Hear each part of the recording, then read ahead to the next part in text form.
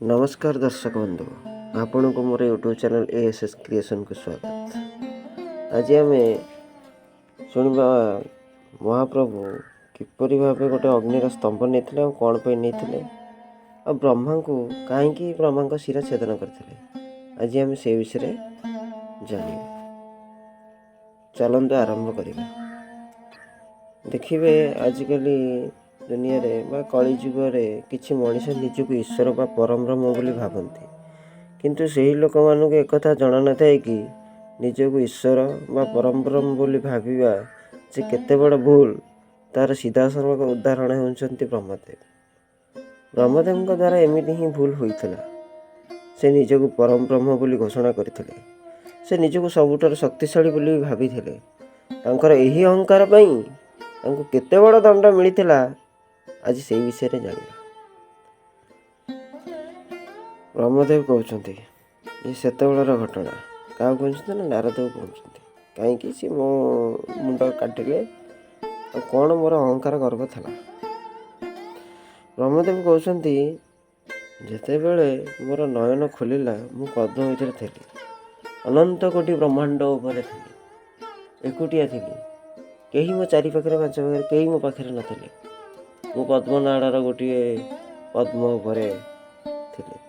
मत लगला मु ही एकुटिया, आ दुनिया रे कहीं ना, मु ही परम ब्रह्म, मु ही ईश्वर। एमती से भाविया बेले मन को भावना आसला, अरे ये पद्मटा कौटू आसला, ये नाड़ाटा कौटू आसी। से पद्म और नाड़ा को खोजा लगे। पद्मर ओल्ल नाड़ा पछे पछे आसवा भितर से बहुत योजन तलू को आसिले, कोटि कोटि योजन तलू को आसिले, कोटि कोटि कोटि कोटि योजन आसिले। बहुत दिन बीतीगला। आसी पहुँचला गोटे सुंदर पुरुष शेषनाग उपर शोइचंती। देखा बहुत दिव्य दिव्य पुरुष, चारि भुज, शंख चक्र, हाथ में गदा, गोटे हाथ में पद्म धरी से शोइचंती। तांकरी नाभिरू बाहरी से पद्मर नाड़ाटी। मु देखिकी रूप को आचंबित हली। 100 कामदेव को मिशीगले जी मनमोहित सी से मनमोहित। तांको देखिया मात्रे मु चकित हो पड़ी। से एते सुंदर केमिति, से किए, से कहीं शेषनाग उपर शोइचंती। नाभिरू पद्मनाड़ा कहीं बाहरिला, ये हजार प्रश्न मो मन में उंकी बाहरिला। मुझे सुंदरता को देखी मोहित हो गली। किसी समय पर मु भाविली ये मो पद्मर नाड़ार शोषण करना तो ये किए। बुढ़ा मन तक आसीगला। बुढ़ा देखला मोठू सुंदर ये किए। बुढ़ा मैंने ब्रह्मदेव आप खराब भाविए। बुढ़ा मन भारी आसीगला, मुझे आग आईली, मुझे आग आखि फिटे देखला ये जन व्यक्ति किए जी एते सुंदर। देखिए एते सुंदर, एते चमत्कार, चारिआडे खाली चमकदार होउची। ये शेषनाग उपर शोइचंती, ये किए। से किंतु जानि नथिले ये भगवान शिव को इच्छा होता। भगवान शिव की इच्छा नारायण नाभिर एक विशाल पद्मर उत्पाद होता। से असंख्य नालदंड था। एत सब देखिकी भी बुढ़ा मनर गर्व जाऊनी। बुढ़ा पचारुची जो कमल मु उत्पन्न हेली तार ऊर्जा तमें कहीं शुशुच। नारायण को उठेगी ब्रह्मदेव पचारती। भगवान विष्णु हसीदे। भगवान विष्णु मायार पूरा माया कर एक नंबर हसिकी कहते ए कमलर उत्पत्ति मो नाभिर होइची, अर्थात ये कमलर आ तमर मोठार ही जन्म नहीं, मु ही तुम जन्मदाता। ब्रह्मा कहते ना ना, मु ही परम ब्रह्म, मोठार बड़ कहीं ना। भगवान विष्णु कहते जी आधार प्रदान करे से ही बड़। मो नाभिर तुम्हें बाहरीच, तुम्हें बड़ तो मु बड़, तुम्हें सान।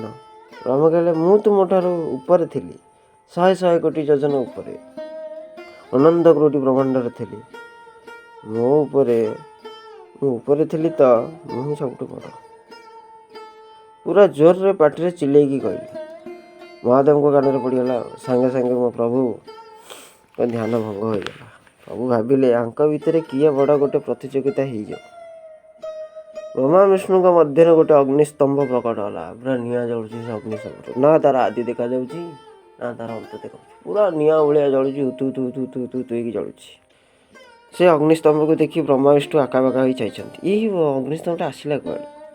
କ'ଣ ପାଇଁ ଆସିକି ଆମ ଭିତରେ ପହଞ୍ଚିଲା? ଏଇ ଅଗ୍ନିସ୍ତମ୍ଭ କିଏ? ଆମ ଦୁଇ ଜଣଙ୍କ ଭିତରେ ଆଉ କିଏ ଜୀବିତ ଅଛି କି? ଏମିତି ଦୁଇ ଜଣ ଭାବୁଥାନ୍ତି। ବିଷ୍ଣୁ ପଚାରୁଛନ୍ତି ବ୍ରହ୍ମାଙ୍କୁ, ଏ କ'ଣ? ଏ ଅଗ୍ନିସ୍ତମ୍ଭଟା କ'ଣ? କୁଆଡ଼ୁ ଆସିଲା? ଆରେ ଆରମ୍ଭ କେଉଁଠି? ଆରେ ଶେଷ କେଉଁଠି? ପ୍ରକୃତରେ ସେ ଅଗ୍ନିସ୍ତମ୍ଭ ହିଁ ମହାଦେବ। ହର ହର ମହାଦେବ, ହର ହର ମହାଦେବ, ହର ହର ମହାଦେବ। ତାଙ୍କର କିଏ ଆରମ୍ଭ ଦେଖିଛି ନା ଶେଷ ଦେଖିଛି? ଠିକ୍ ସେତିକିବେଳେ ଆକାଶବାଣୀ ହେଲା, ହେ ପଞ୍ଚମୁଖୀ ବ୍ରହ୍ମା, ତୁମେ ସୃଷ୍ଟିର ରଚନା କରିବା ପାଇଁ, ଆଉ ହେ ନାରାୟଣ, ତୁମେ ସୃଷ୍ଟିର ରକ୍ଷା ଏବଂ ପାଳନ କରିବା ନିମନ୍ତେ ତୁମକୁ ଆବିର୍ଭାବ କରାଯାଇଛି। କିନ୍ତୁ ଆପଣମାନେ ଏ କେଉଁ କଥାକୁ ନେଇ ଏମିତି କଳହ କରୁଛନ୍ତି? ଯଦି ତମ ମନ ଭିତରେ ନିଜକୁ ପରସ୍ପରଠାରୁ ଶ୍ରେଷ୍ଠ ବୋଲି ଭାବୁଛ, ତାହେଲେ ଏ ଅଗ୍ନିସ୍ତମ୍ଭର ଆରମ୍ଭ କିମ୍ବା ଶେଷ କେଉଁଠି ଅଛି? ଯିଏ ଆସି ପ୍ରଥମେ କହିବ ସେ ହିଁ ସର୍ବଶ୍ରେଷ୍ଠ କୁହାଯିବ। ତାର ଅଗ୍ରଭାଗ କେଉଁଠି? ତାର ନିମ୍ନଭାଗ କେଉଁଠି? ଯିଏ ଆସି ପ୍ରଥମେ କହିବ ସେ ହିଁ ସର୍ବଶ୍ରେଷ୍ଠ, ସେ ହିଁ ପରମ ବ୍ରହ୍ମ, ସେ ହିଁ ଈଶ୍ୱର ବୋଲି ସଂସାର ଜାଣିବ। ସେ ଆକାଶ ଶୁଣି ସାଙ୍ଗେ ସାଙ୍ଗେ ବ୍ରହ୍ମା ଓ ବିଷ୍ଣୁ ବାହାରି ପଡ଼ିଲେ। ବ୍ରହ୍ମା ତାଙ୍କର ହଂସ ଉପରେ ବସି, ବୁଢ଼ା ହଂସ ଉପରେ ବସି ପୁରା ତୀର ଭଳିଆ ଉଡ଼ିଲା ଉପରକୁ। ଆଉ କିଛି ଶୁଣାଶୁଣି ନାହିଁ। ନା, ଆଉ କେମିତି ଶୁଣିବ? ଯିଏ ଯାଇକି ପହଞ୍ଚିଯିବ, ଆଗୁଆଟାକୁ ଦେଖିଦେବ ଉପରଟାକୁ, ମାନେ ଫାଷ୍ଟ ନା ଈଶ୍ୱର ବୋଲି ଗଣା ହେବ, ସିଏ ଆଉ କିଛି ଶୁଣାଶୁଣି ନାହିଁ। ବୁଢ଼ା ବସିଲା ଡାଇରେକ୍ଟ ହଂସ ଉପରେ, ପୁରା ଆକ୍ସିଲେଟର ଫୁଲ୍ ଉପରେ ଦିଆହେଲା, ପୁରା ରକେଟ ଭଳିଆ ଉଡ଼ିକି ଚାଲିଲେ। କୁଆଡ଼େ? ପୁରା ଉପର ଭାଗ। ବିଷ୍ଣୁ ଭାବିଲେ ସେ ତ ଉପର ଭାଗକୁ ଗଲେ, ମୁଁ କ'ଣ କରିଲେ ନା, ସିଏ ବରାହ ଅବତାର ନେଇଗଲେ। ବରାହ ଅବତାର ଧରିକି ତଳକୁ ଚାଲିଲେ। ମାଟି କୋଳି ମାନେ ଛିଞ୍ଚତ୍ର କରିକି ପୁରା ତଳ ଭାଗ ଚାଲିଲେ। ସିଏ ଉପର ପୁରା ଆଡ଼ି କରିକିରି ଉପର ଭାଗ ଚାଲିଲେ। ଏମିତି ଯାଇକି 100 କୋଟି, ଆଉ ଦିନ ପରେ ଦିନ, ବର୍ଷ ପରେ ବର୍ଷ, ଯୁଗ ପରେ ଯୁଗ ବିତି ଚାଲିଲା। କୋଟି କୋଟି ବର୍ଷ ହେଇଗଲା। ତଥାପି ସେ ଅଗ୍ନିସ୍ତମ୍ଭର ଉପର ଭାଗକୁ କେହି ପହଞ୍ଚି ପାରିଲେ ନାହିଁ, କି ତଳ ଭାଗରେ କେହି ପହଞ୍ଚି ପାରିଲେ ନାହିଁ। ବିଷ୍ଣୁ ହାର ମାନି ଆସି ସେ ସ୍ତମ୍ଭର ମଝି ଭାଗରେ ଛିଡ଼ାଇ କଲେ, ହେ ପ୍ରଭୁ, ଆପଣ କିଏ ଆମେ ଜାଣିନୁ, କିନ୍ତୁ ମୁଁ ମୋ ହାର ମାନୁଛି। ମୁଁ ଏହାର ନିମ୍ନ ଭାଗକୁ ପହଞ୍ଚି ପାରିଲି ନାହିଁ। ତମେ ହିଁ ଆମଠାରୁ ବଡ଼। ତମେ କିଏ ପ୍ରଭୁ? କିନ୍ତୁ ବ୍ରହ୍ମା ଇଆଡ଼େ ଉପରକୁ ଉଡ଼ୁଛନ୍ତି। ବ୍ରହ୍ମାଙ୍କର ହଂସ ଅଛି, ସେ ଗାଡ଼ି ଅଲଗା ଗାଡ଼ି, ସିଏ ଉଡ଼ିଲା ଉପରକୁ। ଆଉ ବୁଢ଼ା ଯେତେବେଳେ ପୁରା ତୀର ଭଳିଆ ଉଡ଼ିକି ଯାଇଛି, ହଠାତ୍ ବୁଢ଼ା ଆଗରେ ଗୋଟେ ପୁଷ୍ପଟେ ପଡ଼ିଲା। ତା ନା କେତକୀ ପୁଷ୍ପ। ସିଏ ଅଗ୍ରଭାଗ ଆଡ଼ୁ ଖସୁଛି, କିନ୍ତୁ ସିଏ ଅଗ୍ରଭାଗ ଦେଖିନି। ତାକୁ ଯେତେବେଳେ ପଚାରିଲେ, ବ୍ରହ୍ମାଦେବ ପଚାରିଲେ, ହେ ପୁଷ୍ପ, ତମେ କିଏ? ପୁଷ୍ପ ଦେଖିଲା, ମୋ ନା କେତକୀ, ମୁଁ ସେଇ ଅଗ୍ରଭାଗରୁ ପଡ଼ୁଛି, ସେଇ ଯେଉଁ ଅଗ୍ନିସ୍ତମ୍ଭର। ନା ତମେ ତାର ଉପର ଭାଗ ଦେଖିଛ? ନା, ମୁଁ ଦେଖିନି। ନା, ତାହେଲେ ତମକୁ ଗୋଟେ କାମ କରିବାକୁ ପଡ଼ିବ। ମୁଁ ହେଉଛି ବ୍ରହ୍ମଦେବ। ତମେ ଯଦି ମୋ ସାଙ୍ଗରେ ମିଶିଯିବ, ତାହେଲେ ତମେ ମୋର ପ୍ରିୟ ଫୁଲ ହେଇକି ଆଉ ଶ୍ରେଷ୍ଠ ଫୁଲ ହେଇକି ଏ ଦୁନିଆରେ ପରିଚିତ ହେବ। ବୁଢ଼ା ଗୋଟେ ପ୍ଲାନ୍ଟା ଭାବିଲା। ବୁଢ଼ା କହିଲା, ଏମିତି କରିବାକୁ ପଡ଼ିବ। ବୁଢ଼ା କହିଲା, ସେଠି କେତକୀ ଫୁଲ କହିଲା, ଦେଖ, ତମେ ଖାଲି ଏତିକି କହିବାର ଅଛି ଯେ ମୁଁ ତୁମକୁ ଏ ସ୍ତମ୍ଭର ଅଗ୍ରଭାଗରୁ ପାଇଲି। ତମେ ଯଦି ଏତିକି କହିଦେବ, ତମେ ମୋର ପ୍ରିୟ ଫୁଲ ହେବ, ଆଉ ଏ ସଂସାରରେ ମୁଁ ଈଶ୍ୱର ହେବି, ପରମ ବ୍ରହ୍ମ ହେବି। ଯେହେତୁ ମୁଁ ପରମ ବ୍ରହ୍ମ ହେବି, ତମକୁ ମୁଁ ଶ୍ରେଷ୍ଠ ଫୁଲ ବୋଲି ବିବେଚିତ କରିବି। ଏକଥା ଶୁଣି କେତକୀ ଫୁଲ ବି ଖୁସି ହେଇଗଲା। ହଁ, ଯାହା, ମୁଁ 1 ନମ୍ବର ଫୁଲ ହେବି, ବାସ୍, ମୋ ତଳେ ସମସ୍ତେ। ଇଏ ବି ଗର୍ବ, ସିଏ ବି ଗର୍ବ, 2 ଜଣ ଯାକ ଗର୍ବରେ ଖାଲି ଉତ୍ଫୁଲ୍ଲିତ ହେଲେ। ଖାଲି ତ ଫୁଲିଲା ଆଙ୍କର, ସିଏ ଆଉ କିଛି ଶୁଣିଲେନି। ଆଉ ବୁଢ଼ା ସେ କେତକୀ ଫୁଲ ଧରିକି ଉଡ଼ିକି ଆଇଲା ପୁରା, ଆଉ ପୁଣି ତୀର ଭଳିଆ ଆଉ ମଝିକି ଆସି ପହଞ୍ଚିଗଲା। ଆଉ ବିଷ୍ଣୁ ଆଡ଼େ କହୁଛନ୍ତି, ମୁଁ ତ ପାଇଲେନି। ଆଉ ମୁଁ ଜାଣିଛି ବ୍ରହ୍ମା ବି ପାଇନଥାଏ। ବ୍ରହ୍ମା କହୁଛନ୍ତି, ନା, ତମେ ପାଇଲେନି ବୋଲି କ'ଣ ଆମେ ପାଇଲୁନୁ? ଆମେ ପାଇଛୁ। ଆମେ ଅଗ୍ରଭାଗକୁ ଯାଇକି ପାଇଛୁ। ସେଠୁ ସ୍ତମ୍ଭରୁ ପୁଣି ଆକାଶବାଣୀ ହେଲା, କ'ଣ ସତରେ ତୁମେ ଯାଇଛ? ଆଉ କ'ଣ ମୁଁ ମିଛରେ କହୁଛି? ତମେ ପଚାରୁନ କେତକୀ ଫୁଲକୁ, ପଚାର, ଏ କେତକୀ ଫୁଲ କହିବ। କେତକୀ ଫୁଲ କହୁଛି, ହଁ, ବ୍ରହ୍ମଦେବ ମୋତେ ନୁହଁ ଅଗ୍ରଭାଗରୁ ପାଇଲେ। ନା ସତ କହୁଛ କେତକୀ? ନା, ହଁ ଭାଇ, ସିଏ ତ ରୁଦ୍ର, ସାଙ୍ଗେ ମିଛ ସତ ତାଙ୍କ ଦେହରେ ଯିବେନି। ଭୋଲା ବାବା ସିନା, କିନ୍ତୁ ମିଛ ସତ ତାଙ୍କ ଦେହରେ ଯାଏନି। ବାହାରିଲେ ସେ ସ୍ତମ୍ଭ ଭିତରୁ। ଆଖି ତ ଜଳୁଛି। ଆଉ ପଚାରିଲେ, ପଚାରୁଛନ୍ତି କ'ଣ ସତରେ ତମର ତମକୁ ସେ ଅଗ୍ନିସ୍ତମ୍ଭର ଅଗ୍ରଗରୁ ପାଇଲେ ନା? ହଁ। ସେତିକି ପ୍ରଭୁ ତ ବାହାରି ପଡ଼ିଲେ ରାଗିକି। ଇଏ ତ ଇଏ କହିଦେଇଛି ହଁ ହଁ ସତ୍ୟ, ମୁଁ ସେ ଅଗ୍ନିସ୍ତମ୍ଭର ଅଗ୍ରଭାଗରୁ ଥିଲି, ସିଏ ମୋତେ ସେଇଠୁ ଧରିକି ଆଣିଛନ୍ତି। ପ୍ରଭୁ ରାଗିଗଲେ ଆଉ। ସେ ସ୍ତମ୍ଭଟା ଗୋଟେ ବଡ଼ ଆବାଜ କରି ଫାଟିଲା। ଫାଟିକି ପ୍ରଭୁ ତା ଭିତରେ ବାହାରିଲା, ଆଖି ଖାଲି ନେତ୍ରରେ ଜଳୁଛି। ଅଷ୍ଟଭୁଜା ରୂପ ନେଇକି, ଅଷ୍ଟଭୁଜା 8ଟା ଭୁଜା ଧରି, ଏପଟ ହାତରେ ତ୍ରିଶୂଳ, ସେପଟ ହାତରେ ସାପ, ଧନୁ, ତୀର, ତାଙ୍କର ଯାହା ଯାହା ଥିଲା ସେ ସବୁ ଧରିକି ବାହାରିଲେ। ଆଉ ବ୍ରହ୍ମଦେବଙ୍କୁ କହିଲେ, ମୁଁ ତମଠାରୁ ଏମିତି ଅସତ୍ୟ ବାଣୀ ଆଶା କରିନଥିଲି ବ୍ରହ୍ମଦେବ। ବିଜୟ ଲାଭ କରିବା ଆଶାରେ ତୁମେ ଅସତ୍ୟ କହିଲ। ତେଣୁ ମୁଁ ତୁମକୁ ଅଭିଶାପ ଦେଉଛି, ତୁମ ଦ୍ୱାରା ଯେଉଁ ସୃଷ୍ଟିକି ରଚନା କରାଯିବ ସେଥିରେ ତୁମକୁ ପୂଜା କରାଯିବ ନାହିଁ। ଆଉ ଏହି କେତକୀ ପୁଷ୍ପ ତୁମକୁ ପୁଷ୍ପ ଭିତରେ ଶ୍ରେଷ୍ଠ ମୋର ପ୍ରିୟ ଫୁଲ ରୂପେ ରଚନା କରାଯାଇଥିଲା, କିନ୍ତୁ ତୁମେ ମିଛ କହିବାରୁ ତୁମକୁ କେବେ କେଉଁ କାର୍ଯ୍ୟରେ ପୂଜା କରାଯିବ ନାହିଁ। ସଦାବେଳେ ତୁମକୁ ପୂଜାରୁ ବାହାରେ ରଖାଯିବ, ଆଉ କେବଳ ବାହାରେ ସଜାବଜା ପାଇଁ ତୁମକୁ ବ୍ୟବହାର କରାଯିବ। କେତକୀ ଫୁଲ ନାଇଁ ନାଇଁ କହି ବହୁତ କାନ୍ଦିବାକୁ ଲାଗିଲା। ସେତିକିବେଳେ ମହାଦେବଙ୍କ କଥା ଶୁଣି ବ୍ରହ୍ମଦେବ, ବୁଢ଼ାଟା ଭାରି ଇଟ୍ ବୁଢ଼ା ଖାଲି ପରମ ବ୍ରହ୍ମ ହେବ ବୋଲି ଖାଲି ନିଶାରେ ପରମ ବ୍ରହ୍ମ ହେବି, ମୋତେ ସଦାବେଳେ ପୂଜିବେ। ଇଆଡ଼େ ଅଭିଶାପ ପାଇସାରିଲି, ତଥାପି ବୁଢ଼ା ଛାଡ଼ୁନି। ମହାଦେବଙ୍କ କଥା ଶୁଣି ବ୍ରହ୍ମଦେବ ବାହାରି ପଡ଼ିଲେ, ମୋର ଜନ୍ମ ସୃଷ୍ଟି ରଚନା କରିବା ନିମନ୍ତେ ତମେ କିଏ ମୋତେ ଅଭିଶାପ ଦେବାକୁ? ଯିଏ ସୃଷ୍ଟି ରଚନା କରେ ସେ ହିଁ ଈଶ୍ୱର, ତ ମୁଁ ହିଁ ଈଶ୍ୱର, ମୁଁ ହିଁ ପରମ ବ୍ରହ୍ମ। ଏକଥା ଶୁଣି ମହାଦେବ କହିଲେ, ତୁମେ ଅହଙ୍କାରରେ ତୁମ ବିବେକକୁ ହରିସାରିଲଣି ବ୍ରହ୍ମଦେବ, ସେଥିପାଇଁ ତୁମେ ମୋତେ ଚିହ୍ନି ପାରୁନ।